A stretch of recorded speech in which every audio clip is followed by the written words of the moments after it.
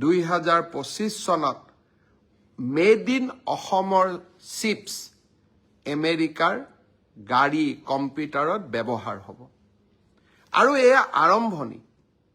25-26 ফেব্ৰুৱাৰীত আমি আৰু বহুতো ভাল খবৰ শুনিবলৈ পাম টাটাৰ সেমিকণ্ডাক্টৰৰ পিছত এইবাৰ আমি অসমখনক আৰু এটা নতুন পৰ্যায়লৈ লৈ যাব খুজিছো এডভান্টেজ আসাম দ্বিতীয় অসমত বিনিয়োগ হওক অসমৰ ইনফ্ৰাষ্ট্ৰাকচাৰ বাঢ়ক ইনভেষ্টমেণ্ট আৰু ইনফ্ৰাষ্ট্ৰাকচাৰ সামিট যোৱা এটা মাহত মই ভূটানলৈ গৈছিলোঁ মুম্বাইলৈকে গৈছোঁ দিল্লীলৈকে গৈছোঁ অসমৰ মুখ্যমন্ত্ৰী 37খন ৰাষ্ট্ৰৰ ৰাষ্ট্ৰদূতে আহি সাক্ষাৎ কৰিছে এয়া মোৰ সাফল্য নহয় অসমৰ কোনো মুখ্যমন্ত্ৰীক UAEৰ এম্বেছাডৰ UKৰ এম্বেছাডৰ ফ্ৰান্সৰ এম্বেছাডৰ ইটালীৰ এম্বেছাডৰ জাপানৰ এম্বেছাডৰ ছিংগাপুৰৰ এম্বেছাডৰ আহি সাক্ষাৎ কৰাই নহয় ঘণ্টা ঘণ্টা সময় ধৰি অসমৰ বিষয়ে আলোচনা কৰিছে আনন্দ মহিন্দ্ৰ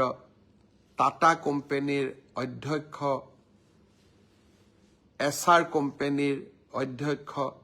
মুম্বাইৰ সকলো উদ্যোগপতি মোক সাক্ষাৎ কৰিবলৈ আহিছিল অসমৰ বিষয়ে জানিবলৈ আগ্ৰহ প্ৰকাশ কৰিছিল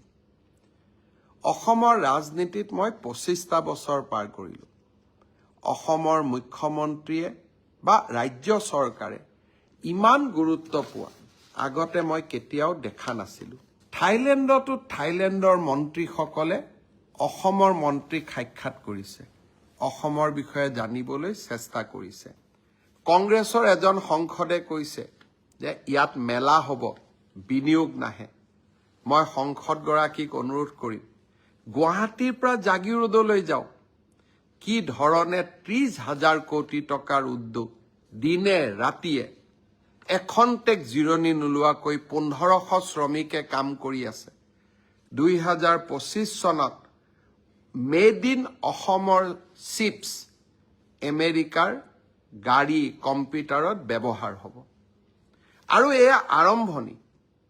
25-26 ফেব্ৰুৱাৰীত আমি আৰু বহুতো ভাল খবৰ শুনিবলৈ পাম কিছুমানে অসমখনক লৈ সপোন দেখিব নোখোজে মই অসমক লৈ সপোন দেখিব খোজো অসমে আকাশ চুব মই তাক বিশ্বাস কৰোঁ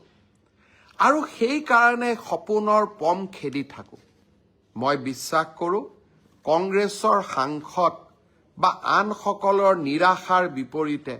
আমি অসমখনক একেলগে লগ হৈ আমি আশাৰ সৰগ ভূমিলৈ ৰূপান্তৰ কৰিম